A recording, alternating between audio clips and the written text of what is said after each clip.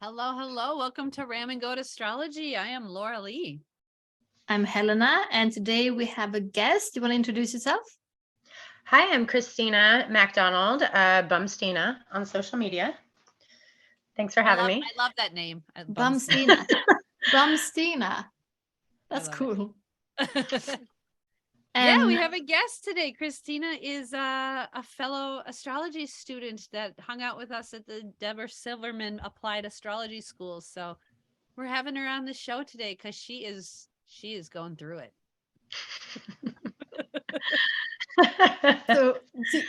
But yeah, because Laura just said that you turned 40 not too long ago, and yes. So you have all of those. You're going through all of those, like for those transits that happen around that age. But do you feel like you're on top of it a little bit because you know some astrology?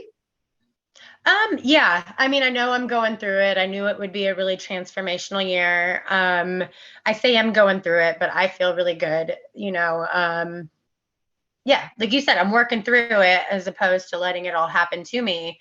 But it's so helpful to know I'm not crazy. Right. Yeah, I love that. I love that. Yeah. There's so many times when I've looked at my chart and I'm like, I wasn't crazy. Yeah. It really Or maybe is. it was a little bit crazy, but it was a transit and it passed.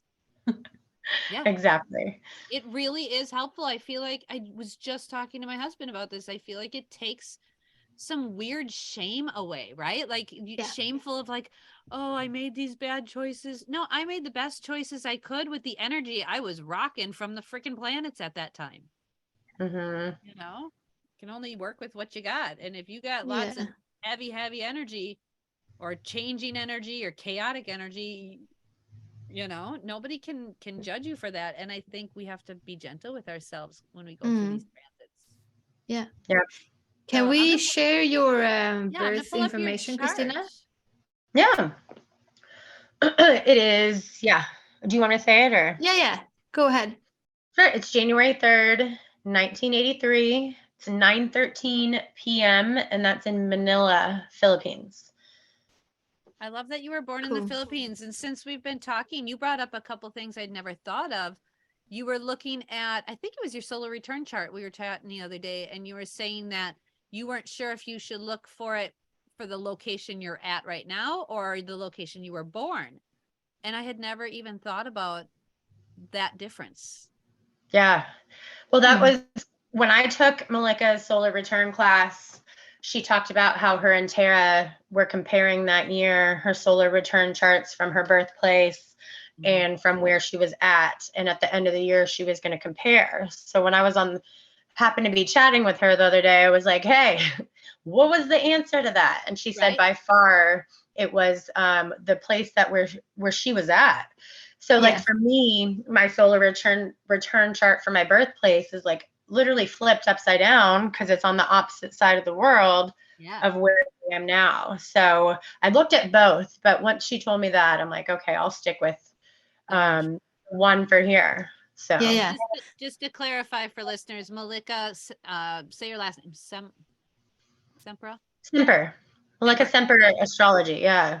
And then Tara Vogel were teachers in our school, and they offer all kinds of ongoing continuing education classes that are phenomenal. So for those of you interested in astrology, check out Deborah Silverman's school and then her certified teachers, and these are two of them that we crush on because they're smart. And the solar return is when the sun is in the exact same position as it was when you were born, which happens once a year. And then you can pull up a chart for your solar return and sort of see what the next year has in store for you. That's so intriguing, though, because I don't know many people who are born on the other side of the world from where they currently live. So you're like one of those case studies where I'm like, oh, this is so intriguing to my brain, When did you move from the Philippines? I was like 8 months old. So okay. So you were just kind of born there and then took off. Came to the US. Yep. Have you ever looked into astrocartography? I have. I've spent a lot of time just like kind of looking at my chart. I've helped other people kind of look at theirs. Where I live right now happens to be, it's like a sun. Is it Sun MC or Sun? It's like it's a really good feeling line that goes like exactly where I live. It's so I'm like, oh, My I wonder Venus if is really where like I to live. hear. Yeah. Yeah. So astrocartography, I know Helena and I had only just kind of started exploring it. For those of you that don't know, it's basically how my brain understands is the energy of the planet, essentially from the angle it's coming at. That's like if you were to slice the Earth in half with the energy from, let's say, Pluto over in that area, right? And it comes at us from a certain angle. It intercepts with these particular points on the planet. And so that's where you would feel lots of Plutonian energy or Uranian energy if you go where Uranus is, which I have experienced that. That one's not fun. Don't live where I your know you don't Uranus like the line. Uranus. Don't live where your Uranus line intercepts. But Helena and I have 2 lines that intercept Crossing. at a specific location in, like, I think it was like Was it Austria. Italy? Austria or Italy? Was it? Yeah, I think it was northern Italy. And they were really good lines. And I was like, hey, Let's I think go. we should meet in real life at this point. That's a good sounds idea. So romantic, like Right? friendly and romantic. Romantic. We could meet on a cliff. The first time we meet in real life. I love that. I'll see you on the cliff, Laura. That makes my Italy. Venus Aquarius so happy. Like, let's go do That the would be weird so shit. cool. All right, Oh, we're doing that's it. funny. Let's do it. So yes, it's so intriguing. So we just pulled up your actual birth chart with the transits for today, which the date when we're recording this is June 4th. So tell us about the big hitters you've been having, what you've been playing with lately. What's coming up? I've been going through Pluto square Venus since the time I met Laura, January of 2022. I've been going through Pluto square Pluto this past year and continuing. I have Saturn opposite my moon. I have, I was telling them I just went into a progressed new moon cycle. I'm trying to remember what Pluto else. square Pluto I'm seeing right now. You got Pluto just about, because your Mercury's at 1 Oh no, degree. Pluto conjunct Venus. I said Pluto square yeah. Venus. Pluto conjunct Venus is what I meant Conjunct to Venus say. Yep. And Mercury and Juno. Yeah. Look at Oh that. yeah, Pluto's exactly conjunct my Juno right now. It'll be Mercury next year. There's a lot of heavy hitters because Pluto, not everyone experiences a Pluto conjunct a natal planet. So and Pluto has been moving through Capricorn the last couple of years, and before that Sagittarius, and you have 1, 2, 3, 4, 5, 6, 7, 8, 9, 8 planets in Sagittarius and Capricorn that has been hit by Pluto. Yeah. Oh my goodness. I know Black Man Lilith is in there too. You've lived a very Plutonian life, my dear. Oh yeah. But this is intriguing because my husband is born a week before you, and he also, I mean, I remember when I first got into astrology and we were reading stuff about him, we kept seeing this phrase that said, you live many lifetimes in one. You live many lifetimes in one. And we kept going, well, what does that mean? And now we're like, oh, that's it right there. It's a way to put it, right? It's really the death rebirth cycle. Really. It is. I'm intrigued. What happened when Pluto transited over your sun? That would have been like 5 to 8 years ago, something like that. No, that's about the time I was divorcing.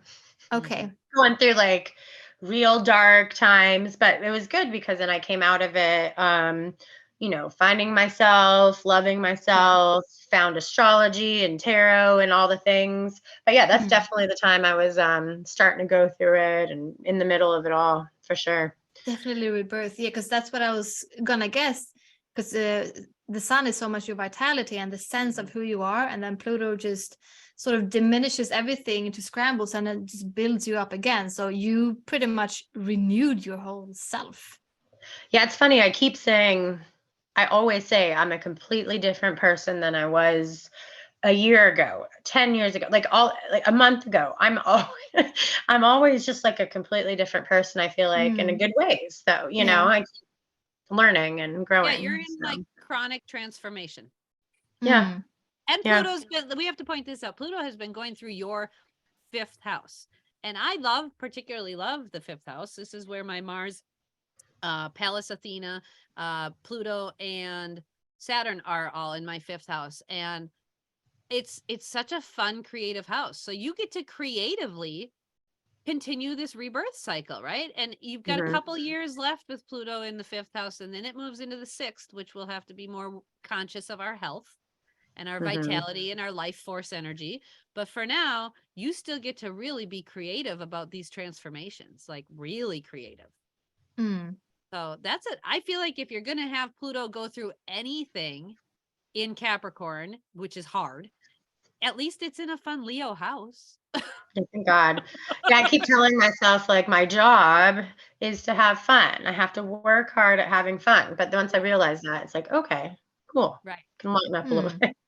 Whereas my husband's Taurus rising, he's got all this shit going through his 8th house. Oh my God. It's not affecting him in the positive, fun way. It's very dark, scorpionic, brooding, dark, right? It's real dark and it's heavy. Whereas I imagine this is heavy Capricorn transformation you've been through, but with a flair of Leo. Yeah. All right. Yeah. I like that. I like that. So now you're going to be going through this Mercury one. So what do you expect with this Mercury hit? You're going to be like really feeling through these next couple, like 2 years easily. Yeah. I mean, my mind is so like Aquarian and all over the place. And I've just been getting to like know it and understand it. So I feel like it's just going to be able to like use it a lot more instead of it like running my life like that chaotic. Do you know what I mean? I feel like I'll be able to apply it a lot more. That's my plan, my intention. I think that for sure you can use that energy to really focus in on something and really sort of obsess on a topic and go super deep with that. Yeah. In that can happen. Way. It's going to be fun and creative though. Yeah, thank God it's in the 5th house. So yes. I love that. Yeah, it hung on by a thread there. You're just 2 degrees away from the start of that 6th house. And I think that really can help. Honestly, that little bit of a difference can make the difference between mental health issues or creative, artistry and really being able to channel that transformative energy into something in a more positive Leo way versus that heavy Virgo analytical way, right? Like I have so much Virgo already. You have a lot of Virgo. I was going to say. You have both your moon and your ascendant in Virgo. Those two, and your moon is in the 1st house. So we've got a 2-degree Virgo rising and a 9-degree Virgo moon. And you're heavy in the Virgo. You're good there. You didn't need your mind in the Virgo house. No. You already have Mars there. Mars is solidly in the middle of the 6th house. And that's got a nice square to Chiron and Taurus. So you've got already a nice heavy, earthy crap to work on with all of your Capricorn. Like you're good. You need that lightness of that Mercury in Aquarius for sure. Oof, yeah. Girl. Yeah. Right. When I first saw your chart, I was sort of my jaw dropped a little bit because you have so much earth, because you have that moon and ascendant in Virgo, and then your sun is in Capricorn. And I was like, this lady must be so good at, always on top of everything, every single thing, and like never missing to pay a bill, and like always on time and everything in perfect order. Are you like that? Sometimes. No, I can be, but like I'm very, very Aquarian. That Jupiter conjunct Uranus conjunct the IC plus the Mercury and Mars in Aquarius. Like Laura knows. And my progressed moon is in Aquarius. I can be very chaotic. I can be very in the air. So thank God for that grounding. But yeah, it can be so serious that I have to find that balance of like, like use the earth where I can, use the air how I can. I don't have to get so heavy in either one. You don't get stuck in the earth then. I can. I used to. Like growing up, I complained about everything. Why isn't everything the way I want it? Like just miserable. Like I changed a whole bunch. A lot. I was very in that like Virgo critical. I can see where those Pluto transits for you specifically would really have changed the way you just do life, because they would have went through your 4th house all when Pluto was in Sagittarius, And that's your house. That's where we make a home, right? That's how we parent ourselves and how we parent our children, how we parent the world, our friends, whatever. So you're making changes through that. And now it's going through this 5th house of really learning how to play again, learning how to really lean into this childlike energy. But it's such a dichotomy with Capricorn. But Capricorns do get less, they get more and more fun the older they get. They do. Yeah. They do. Definitely blending up. When they're young when they're old. I can see where you've got such an interesting dichotomy between earth and air. So let me just walk through. So we have Pluto and Saturn in the 2nd house, which is a Taurus ruled house. So that's your structure, stability, and finances and values, but it's in Libra. So you've got this airy energy, but then Saturn's there going, excuse me, you need to work hard. You need to work hard here. This is hard, grow up right here, right? So you have to like lean into that earth planet of Saturn in the earth house ruled by Taurus, but then find balance and harmony with Libra energy, right? So like Saturn is in Scorpio. Or sorry, and Pluto there, and then Saturn's in Scorpio, but they're in the 2nd house. So you've got this water, you've got this Libra in this earth house, and then you've got all of this earth energy in this fire house. And your chart is it's such a dichotomy of mixed elements and mixed energies. And it's so intriguing how this shows up. And this is where people's charts really help me to go, oh yeah, you're a Capricorn sun and a Virgo moon, so I would assume you'd be real nice and earthy grounded. But it comes out so differently with those houses. It really does. And your moon in the 1st house, I don't care what sign it's in, it shows up in an Aries way, right? Like it's got that 1st house energy. Like, let's go do fun stuff. Oh, that sounds good, right? So your moon is constantly pulling you into the things you want to do. And then you analyze and feel bad about it when it was a dumb decision. That's exactly. Have to get past that, the shoulds and the guilt and the Pluto Libra, your Saturn in Scorpio makes you go deep in that earth house and go work hard. It's just hanging on in the 2nd house. It's kind of 3rd house, but it's right there. Oh, lady, so much interesting energy in your chart. You're such an interesting person. My brain is so intrigued by you. Yes, when I saw the chart, I was sent your chart with all of the asteroids like they are now, but also with all of the aspects. We can't see all the aspects now, but then I saw all of the aspects, and it was such a busy chart. And I was just like telling myself before I opened, I'm like, okay, let's just see where my eyes are. Where do they land first? And they were just like ping pong balls, like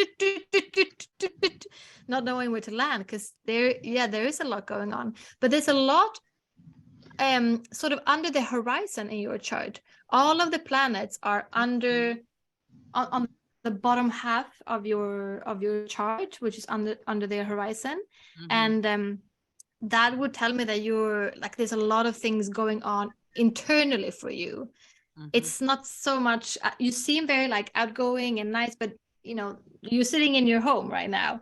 It's like a safe space. So I don't know if that's who you are also in public, because I would guess that you are a person who likes to be in your own space.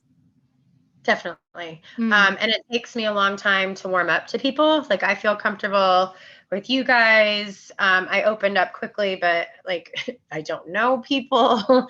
I can be very closed off. I'd rather be with, like you said, by myself or at home, or just with people that I'm comfortable with. And then I get that fire will come out, that air will come out. But otherwise, I'm way more in that, that reserved internal energy for sure. Yeah, that's so interesting to look at those placements, because that tells me also that this is what you're supposed to do. There's supposed to be a lot of things going on within you, and then from that is that is your purpose here in this life, to go through life in that way. Whereas other people might be more I don't know, sharing their lives more in a more open way, and being around people a lot more, and just being more porous You're like a private weirdo. That's exactly. Yeah. Yep. I just changed the chart for those of you listening, and I added different aspects, and then I pulled up her progressed moons. So we talk a little bit about progressed moons in other episodes, but you're right, kind of finishing up. You got a couple months left with this Aquarius progressed moon. So that's more of like a time of life. I like to think of it as like our assignment of the moment, right? We need to learn whatever emotional crap through this time frame, and it's usually around 27 to 30 months. So you are in it. You are at 23 degrees Aquarius with your progressed moon. It just went over Mars not too long ago, which is at 19 degrees. So what have you been experiencing with this Aquarian progressed moon? I'm so curious. Life has just felt really busy, active, chaotic, all over the place, and that's okay. But yeah, just finding like myself in the center and all that, but like it's just so much going on. I feel like so much is, I don't know, being cleared out and changing, and it's like what's important. I don't know, a lot of learning, lots of learning, which I love, a lot of astrology. Yeah, right when it shifted into Aquarius, I had tried to get a job at a chiropractor. It was like a last minute attempt to like get a normal job and be normal, and like it worked for a few months. But I'm telling you, as soon as it shifted into Aquarius, I was like, get me out of here. Like I could not get out of there fast enough. And it was just such I felt so free. Like I love it. It felt good. Even though I didn't know what was going to happen, I was like, thank God I'm on my own. I'm doing my own thing. Yeah. So definitely. I just have to add that your MC is in Gemini, which, loves going from job to job and not particularly wanting to stick to something and get tied down, but wants to be like a little butterfly, like, let's taste this flower. Let's taste this flower over here. Yeah. Because wanting to learn about everything. Yeah. So I think it's not easy to stay in one place. Progressed moon in Aquarius is something I feel like people need to be aware of when it's happening to them, because it can really cause some intense chaos. Yeah. Yeah. Oh, yeah. I feel like you've been going through some chaos, but you handle it well, because your Mars is there, right? Like you're driven by chaos, like you like that. And your mind is there, so you appreciate the uniqueness that your life all of a sudden changed. Oh, look, it's something new. Oh, this is cool, right? Like your mind appreciates it. I'm sure your sun in Capricorn is going, oh my God, what's happening? Yeah. but that chaos is so important for your transformation journey. Yeah. I mean, in a way, it feels good. If, like I said, it feels like, with Uranus conjunct my IC, like it's not unnatural, let's say, but it's definitely been chaotic, but I mean, like I said, it's okay. I know it's not forever. I know how to work with it. Can we talk about Uranus? So you've got that in the 4th house at 7 degrees, and your 4th house starts at 3 degrees. I had Uranus in the 4th house last year for my solar return. Girl, I hated it. I could feel this constant kind of tension between me and my kids, and this constant what's the word I'm looking for? Like my mom and I were never on the same page. Like I would go to call her and be like, whoa, wrong energy, never mind. And then every once in a while we would be on the right page, and then suddenly it would go off again. And it was the whole year was like that. You have this your whole life. Yeah, no, for real. That's my mom and I have never been on the same page. I remember accepting that at some point, just like, I had to accept it. I had to just be like, Mom, I love you and you love me, but clearly we are not supposed to connect right now, right? I had to keep saying that to myself. And same thing with my own kids. How does this play out with your kids in your world with parenting? With my kids, it can definitely get like electric in the house. I have 2 Leos that are 2 days apart. I mean, 4 years and 2 days apart, but it can get really loud and chaotic in the house. However, it always comes back to like a good place. I know how to like apologize. I'm sorry I blew up, or we blew up, or whatever happened. I feel like I have a really good thing with my kids.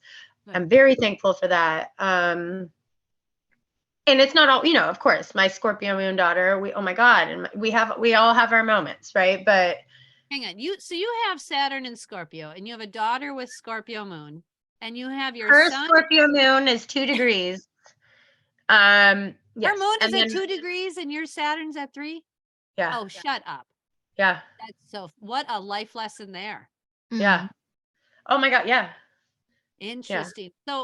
So for those that are still learning astrology, having a moon next to Saturn is really emotional maturity. Like, grow the F up, right? Like, it is time to put your big girl panties on, right?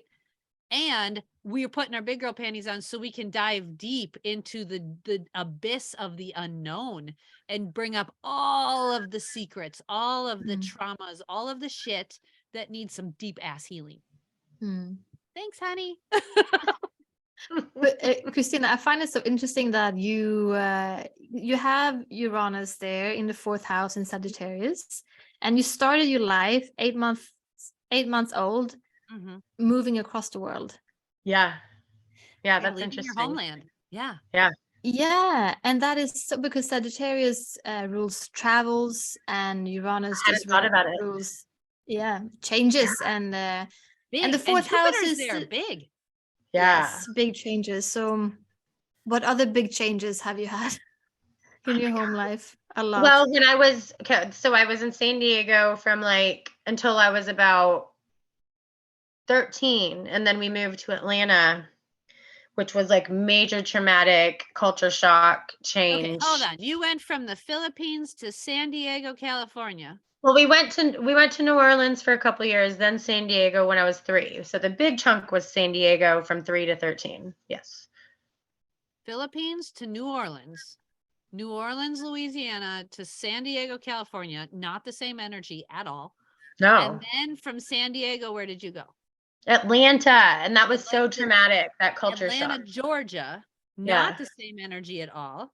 Totally different. And then where did you go after Atlanta? I stayed in Atlanta through college and then came down here to Florida, where I finally felt like San Diego felt good. Here it feels better. My brain is so intrigued by this, because this is how astrology works, you guys. Jupiter conjunct Uranus in Sagittarius, which is travel, and her Uranus is in the 4th house of her childhood, and this is chaos with travel in your family life. And chaos isn't a bad thing. I like it. I'm a big fan. But then you also have Saturn hanging on by a thread in the 2nd house, which is stability and your foundation and all of that. And Pluto is there as well, which is, again, I always think of where you live, like putting a roof over your head and the kind of roof you have over your head.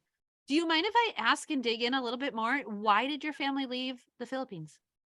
My mom, my dad is Canadian. My mom's Filipino. And it was the kind of thing where they moved to the US because it was going to be I don't know, my mom thought it was going to be a much better life. And, I don't know, from the Philippines, but it just I think it just my mom's all about appearance and status. And it just seemed for her, it was it seemed like a good thing to do. Venture. Yeah. So it sounds like she was looking for some balance and stability in a new way. Now, how did your parents meet? Canadian and Philippine, hotels. So travel was in your family line before you were even born, and you've got 4 things showing up in the travel house. Or travel sign. Interestingly enough, though, you have Chiron in the 9th house ruled by Sagittarius. So that's an intriguing connection there. Your self-esteem wound is showing up in a Sagittarian way. Yeah. How does that play out for you? I feel like with the Chiron, I feel like I've really had to find security, that Taurus, in my own beliefs, in my own self-worth, in my own wisdom, like all of that, just finding security and stability there. Yeah. Working on the yeah, when you have your nadir in the sign of Sagittarius, you need to discover your own truth. It's very much about that. That makes sense. Yeah. Yeah. And your planet of wisdom, essentially the asteroid, Pallas Athena. I always say Athena because then she, like, that's the Greek god most people know, right? But Pallas is the same Roman god. But she's wisdom. She's our strategy. She's our negotiator, our chief. Like, is this wise for us to do? She really likes to take the crap we've learned and apply it. And she's rocking in Sagittarius in your 4th house too, right in the middle of it. So you are, working on applying all of the wisdom you've learned from your travels and from your lessons to your family and how you parent now. Yeah. Yeah, for sure. So intriguing. Do you feel like you would like to travel? Like, is it super important for you to stay in one place with your kids now? Or do you feel like, I could, move around. It could be fun. I have a mix where I love where I'm at. I love my home here. I do like to travel some, but it's not like, I'm also happy at home. Like it's that weird Sag in the 4th house thing where it's like, I love to travel, but then I'm so happy to be home. So happy to be home. I could see where this would show up in, like, you'd be happy doing little day trips with your kids. Oh yeah. Yeah. Right? We love stuff like that, or like weekends, or like you said the other day, I was chatting with you and you're like, oh yeah, we just got back from Universal Studios. I was on roller coasters all day. I'm like, what a Sagittarius 4th house thing to do. And it was out of nowhere. My friend was like, hey, I'm coming to town. Okay, cool. Let's go. So yeah, that's like a little vacation, Sagittarius energy, right? But you still get to be home. Yeah. I love that. I do like that. I don't get so to do that. About this, the Pluto square to Pluto. Yeah. So it's past the degree once, and now it's retrograding back closer to be exact position very soon. So it hasn't really lost its grip yet of this energy. How is this feeling for you right now, this Pluto square to Pluto? How are you feeling it? For me, it's a lot of like with my Chiron, it's like providing for myself. I'm going through a lot of stuff where it's like, how can I provide for myself? Am I doing the right things? Where is the money coming from? It's just a lot of like unknown right now, and trusting and changing the ways that I'm earning money and finding stability. I would imagine it's also finding a harmony within all of that, right? Libra, finding that, because I always think of Libra as like a musician sign, and people always associate it with balance because it's the scales, but in real life, balance doesn't actually exist. But harmony does exist, right?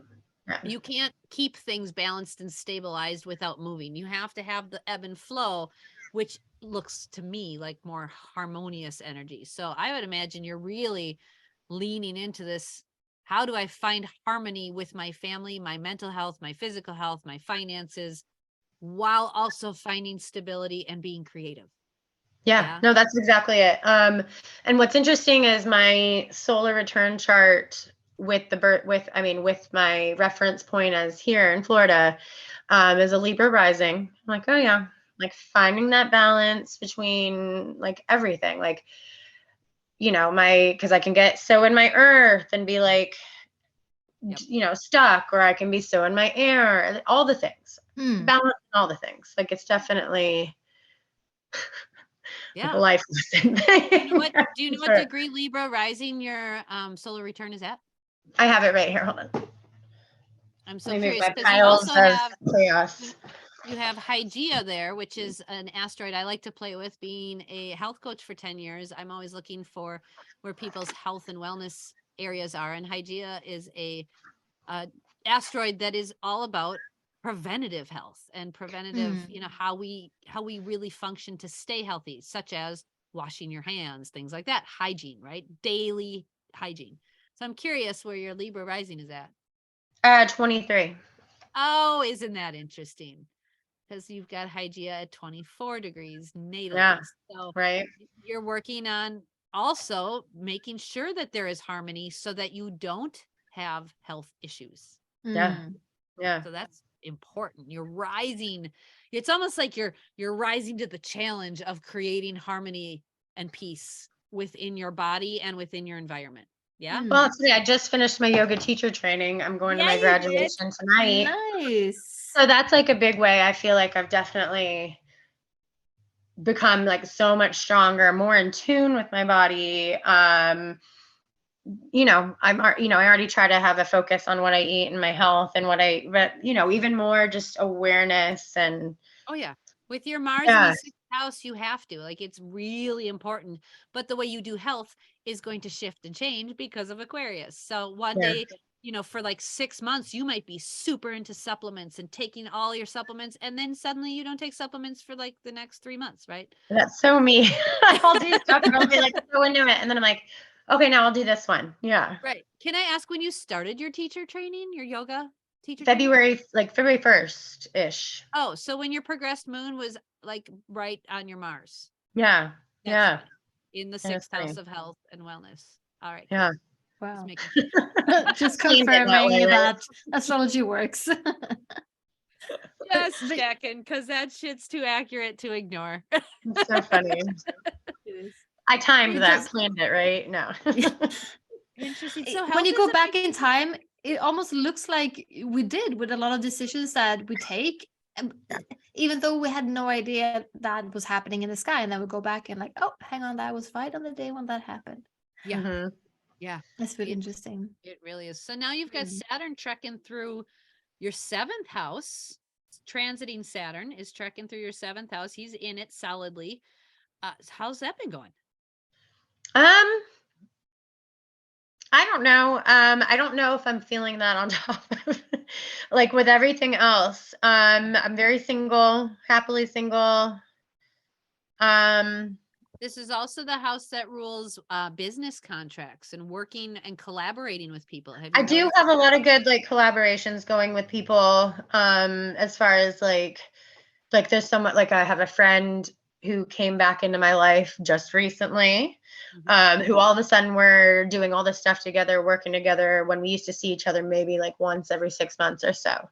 But that stuff's been going well, like as far as doing events together. And so that's good. I can see where that would show up in a where you're starting to really mature with the business people and the business, you know, the networking you do with people, because you're great at networking with your MC and Gemini.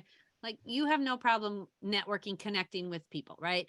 That's not the issue. It's making sure we connect with mature people and work with people who are on the same spiritual path that we're at, because Pisces is spiritual. So 7th house for you is really important because it's mostly 7th house Pisces. You got a little bit of Aries, but that's about it. So you're looking for maturity and stability with business contracts, with the people you collaborate with, you know, partnerships. Should you want an intimate partner, you know, it's got to be someone who's mature in their healing process and working. That's why I don't even like mess with not people. But like no, but I do feel like as far as like business and stuff, I definitely feel like there's the people who have been coming into my life and out of my life, either way, like the people coming in are definitely like aligned, doing good things with, coming together with my people. It feels good. Yeah. Good. I like Saturn. We just did an episode on Saturn. I like the maturity of Saturn. He's going through my 10th house right now, and he has been since last March. And he is really, my husband will say, he's never seen me so mature with buckling down and sticking to something, right? Because I'm lots of air and all over the place too, which is probably why we've connected. But it's for me showing up in this like maturing in my career department. And I feel like for you, this is the start of that, right? It's in the 7th house. So now it's above the horizon. So now Saturn's all about you working with other people and growing up and maturing in that realm. So I like him. I'm a big fan. Thanks, Abby. Yeah. I think it's felt good so far. I mean, Good. yeah. And recently, because recently you also went through this, Pluto was on your Venus, like you said. So when that happened, I'm sure that you got to really shake down and get rid of the things that wasn't working for you partner-wise. So now you sort of know more, you have like fresh eyes on what you're looking for in a partner. If it's a work partner or like a romantic partner or friend. Does it feel like that you have like a new view on that, a more honest view with that Pluto conjunct Venus? When that happened, it was for me so much self-worth, where it was like I went from like zero self-worth, where I was looking for my worth in everybody else, to such strong, powerful self-worth and respect that, like, as far as relationships, that like it would take so much for me to even consider someone's energy coming near me. Do you know what I mean? I'm open to it. However, it's like, they better be doing their own work, healing, prioritizing themselves, like, so I'm open to it, but like, I have really strong boundaries. I know what I'm looking for. Oh, that feels good. Totally I'm different. happy for you there, because that's really what that sounds so amazing. You need to be having is those healthy boundaries around mature partnership. Oh yeah, but it's crazy strong. It was to a point where I was like, lighten up a little bit. Like, I'm open. So. Yeah, but I love hearing like a good Pluto story, because me also, and a lot of people are like, when Pluto comes around, it's like you start shaking in your boots a little bit. But then hearing like your words, like I came out so strong and so powerful, all of those things, because that is what Pluto brings. It's like it tears you down and then it builds you up so strong. Yeah. But you have to do the work also. But you know, this is what can happen with Pluto, which is amazing. It's such a gift. It is. Yeah, I needed it. For real. Yeah. Thankful. I love that. I love those words. I love that when you said like that strength. Like, people talk about, like you said, Helena, the scary sides of Pluto, but man, it is power. It is power. Power.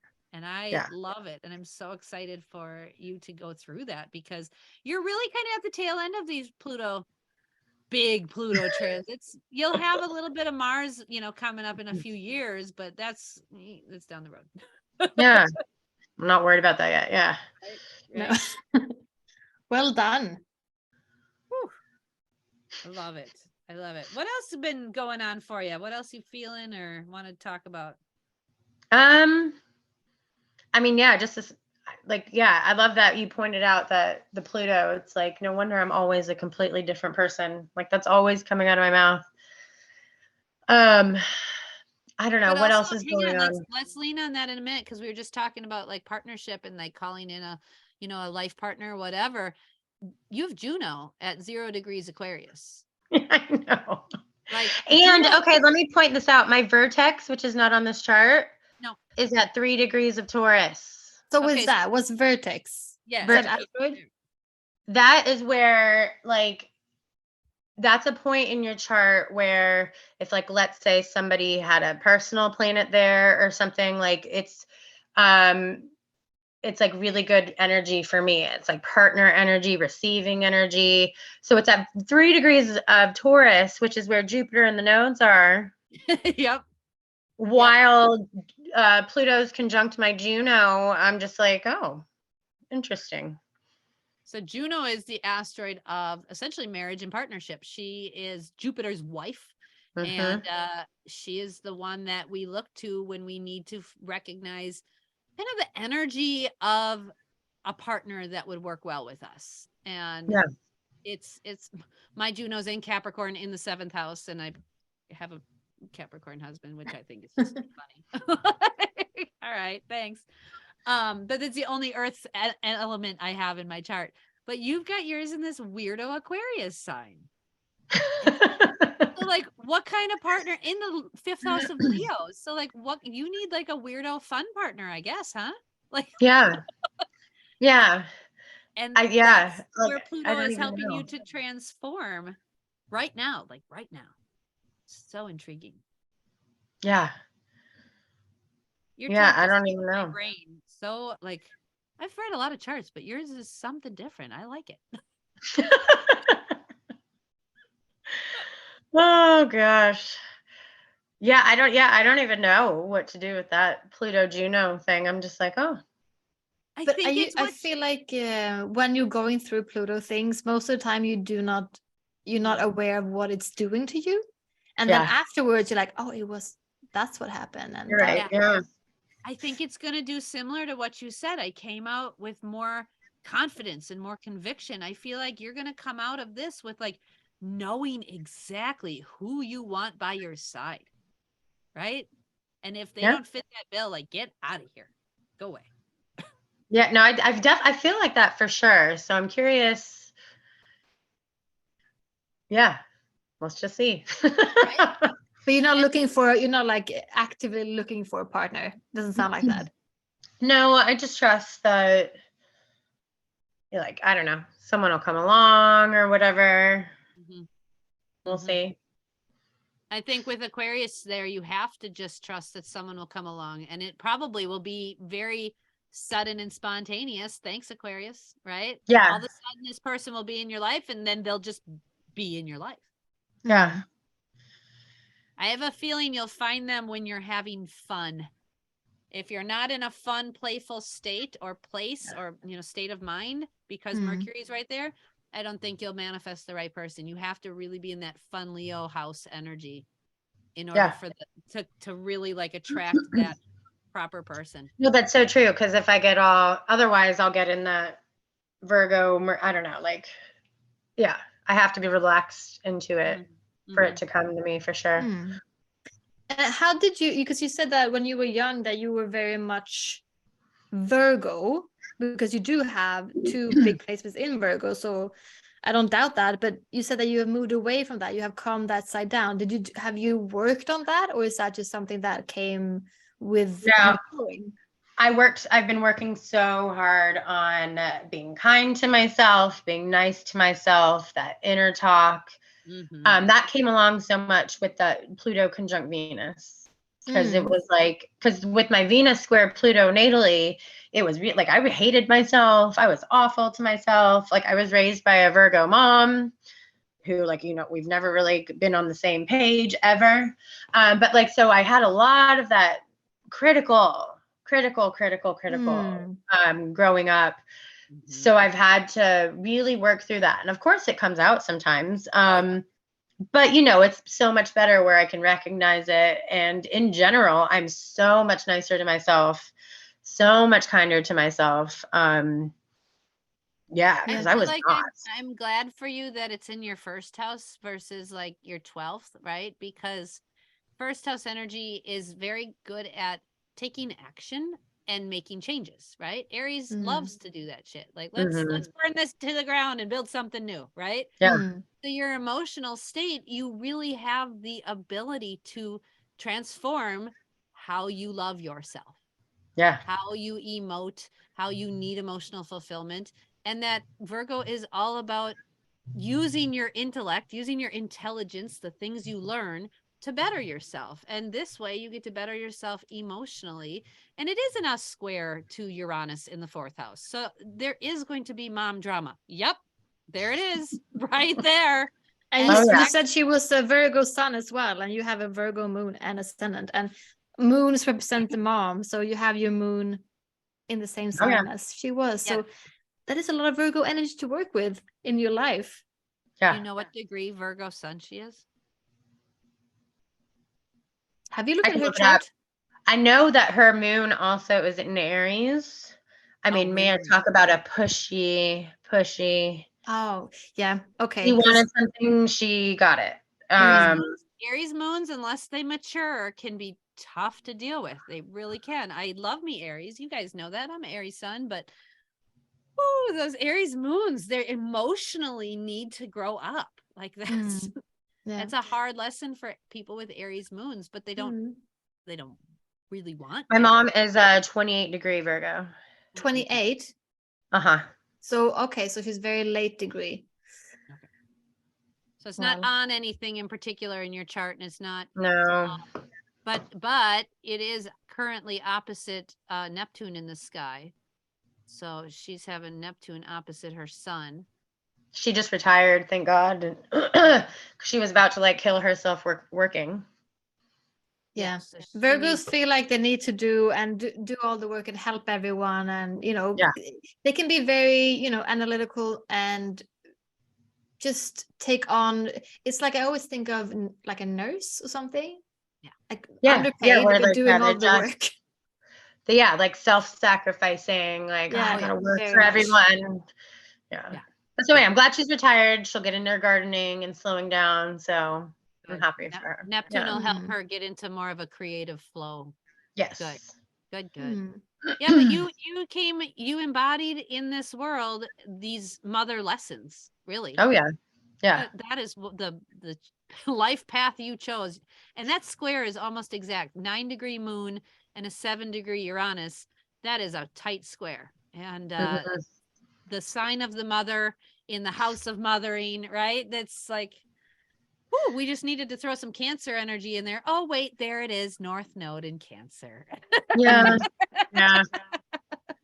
So you're here, your spiritual leveling up is to really embody this mothering, nurturing energy and, you know, heal those wounds. Yeah. Woo-hoo. Go you. Yeah. And did you say that you just did a yoga teacher training?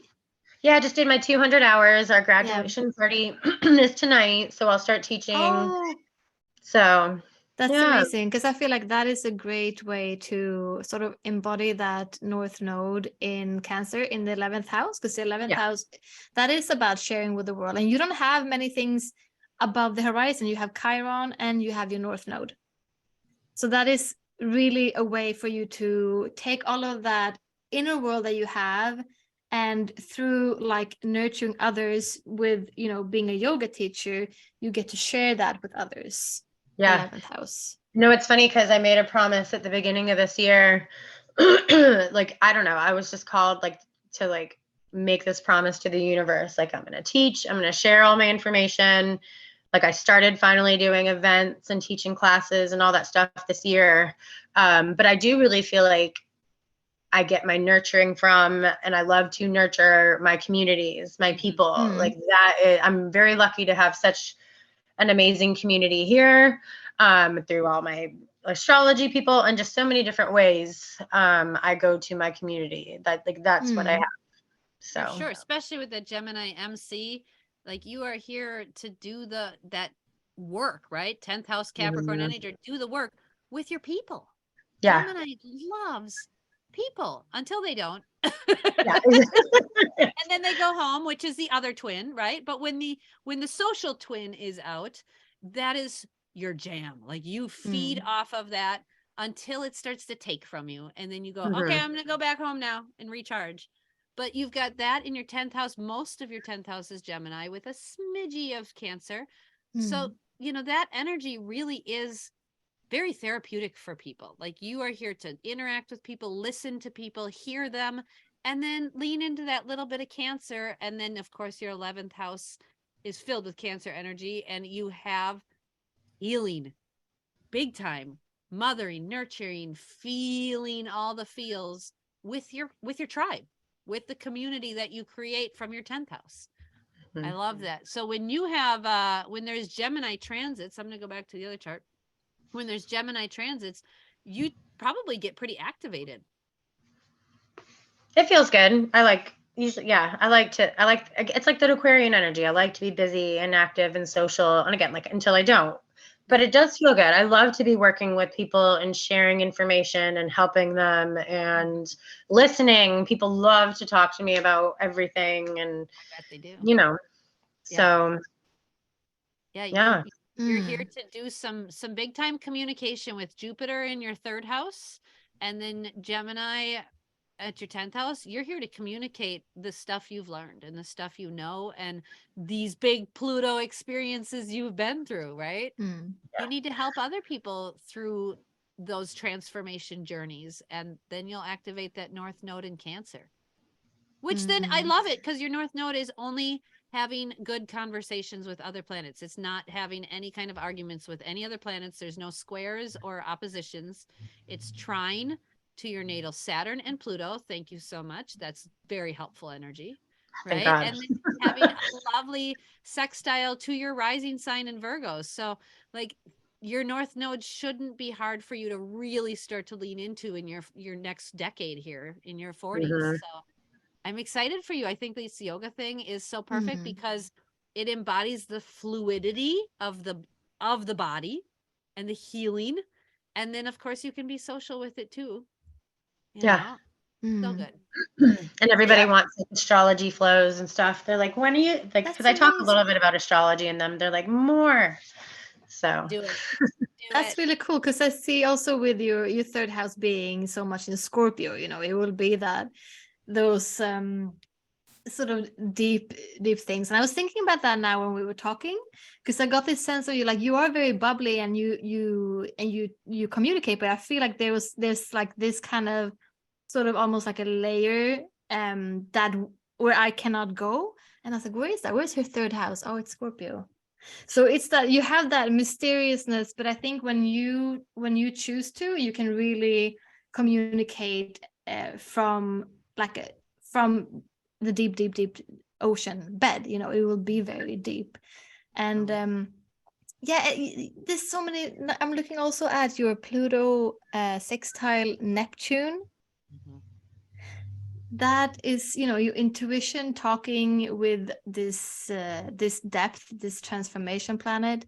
And you have Saturn, let's see, Saturn and the moon also talking. There's a lot of like emotions and intuitions and sort of the feeling the other worlds with you, which I feel also that that is also a part of the yoga practice, to feel everything. And that you get to teach people about this sounds perfect. yeah, I don't know. Yeah, it feels like definitely the beginning of a brand new cycle, time thing. Yeah, I'm excited. Yeah, and those two are in that house of money. So hey, once it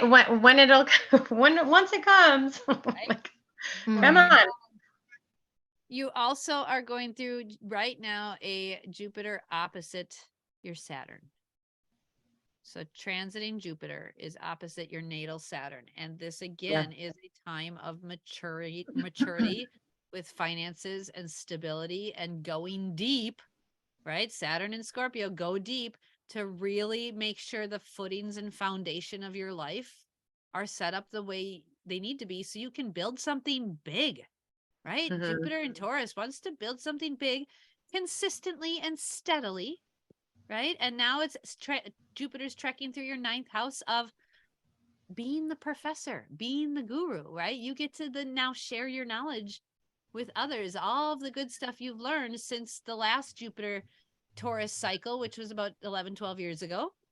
You get to now take all of the stuff you've learned in the last 11 to 12 years, which has been a lot. Thanks, Pluto. And now teach it to others and activate that 2nd house energy of structure, stability, finances, right? And Saturn will go, okay, you've done the work. Here you go. Good job. And you're like, thanks, Saturn. You know, like when the principal like nods his head at you and says, all right, good job. Congratulations, right? He's not real emotional. He's not going to over congratulate you and throw you the party, right? That's Jupiter and Sagittarius. He's going to throw the party for you. Saturn in Scorpio is not throwing you a party when you do good, but he will honor you by helping you with these transformations and helping you to really have that stability and support that you have been needing as you go through all of this changes you've been experiencing. So I think this is a really good time for you to really start that new footing and new foundation to build on. Oh, that's exciting. That got me goosebumps. I'm excited for you. Yeah, I would love to go to yoga, to astrology yoga. Right? Yeah. I would too. Yeah. If you're watching or listening, please comment and tell us how many of you would like astrology yoga. Because where do you teach this? Do you want to plug it? Yeah, I teach at Kula Yoga in Merritt Island, Florida. We have such an amazing studio with all kinds of levels and people, and everyone's welcome. It feels really good. We do a lot of the, a lot of people come for the workout, but then it ends up being, it feels good to have that slowing down the mind, that mind-body connection. So, yeah, it's a good place. We have all kinds of different classes. It's usually heated. Do you see yourself taking this and growing it online or putting something online? Possibly. I don't know, because my favorite thing still is talking astrology. I just see it being like another avenue to connect with people, to share more information. I just feel like it's the kind of thing where I'm going to have to see how it kind of evolves. I think I'm looking at this Pluto Mercury conjunction you're about to experience in Aquarius in the 5th house. So we've got our mind coming up with new crazy ideas in Aquarius, and Pluto helping us to embrace our power and our confidence, and 5th house doing it in a really unique, playful, fun, creative way. And Aquarius is the ruler of technology. And I'm looking at Jupiter in the 3rd house in Sag going, you need to put something out there, right? In a big way. And then I'm looking at your North Node in the 11th house in Cancer going, okay, healing, connection with people in a deep, intimate way, but doing it big and putting it out there in a Sagittarius Jupiter way. And then Mercury in Aquarius, right? I'm like putting all this together. I think I need to do retreats. I've been thinking about it for like a year, but it like right now it just hit me where I've like, in that Airbnb I just rented with the 8 bedrooms. Yeah. Yeah. That would be such an Aquarian Mercury thing to do. Yeah. I mean, yeah, I've been called to the retreats for a long time. Yeah, stay open to whatever shows up, whether this is like creating your own astrology, yoga, whatever classes and putting them online for people to purchase, or whether this is creating. I've been wanting to do online stuff too, for sure. Yeah. And then what's stopping a you? community for your retreat, right? For the in-person retreat. For me, what's stopping me, and I'd like that question, is that I can be so all over the place. My Mercury in Aquarius, my chaotic nature, it can be hard to like focus in and then take action. That Mars in Aquarius is hard to take action. Oh, girl, I know. I'm married to that. I know that energy. It's and my Mars is in Libra, so the two of us to nail the two of us down. God. One thing. But this is where you take all of that Earth. You really need to pull out everything you can from that Virgo energy and from the Capricorn energy, and just use everything you got to nail that down. And within that, you can be crazy and all over the place. But within like a smaller space, so at least you have, decided the dates, or you put down a plan or whatever. You I'm really good once I get focused and going too. It's just getting there. Yeah. Yeah, you got to do it in your own Aquarian weirdo way, and there's no way to force that or make that happen any faster. God, and if you tell me to do it. Yeah, no. I know. Jeez. I know.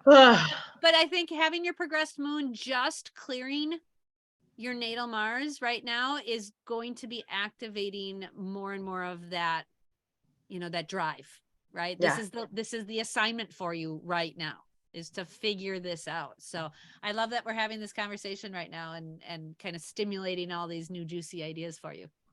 Yeah, definitely needed. So awesome. Well, this was so much fun chatting with you today, Christina. Thank you for joining us. Thanks for having me. That was a nice surprise today. Astrology, right? What did I message you like an hour and a half beforehand? Yeah. Okay. Want to talk astrology? Yes, always. always. Well, how can people find you who are interested in chatting more with you?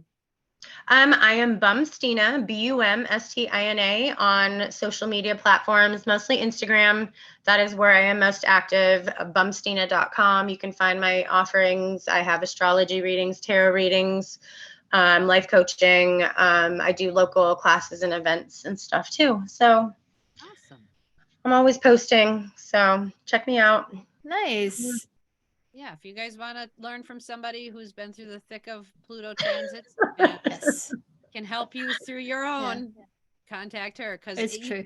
It's only somebody who's lived it. You know, I've lived it vicariously through my husband, but I haven't been in that body going through that, and it's no joke to go through all those Pluto transits. So if that's something that you are struggling with, contact somebody who can help you understand it. Contact Christina, because she's lived it, right? Yeah. She can help you make sense of it, because it's tough. So thank you for being with us. This was fun exploring your unique chart and your unique energies. It's fun to see that. And any parting words, Helena? Anything you got? Just that, please like and share with a friend, buy us a tea, use the link below. Thanks for listening. Yeah, we appreciate it. All right, everybody. We'll see you next time. Take care. Bye.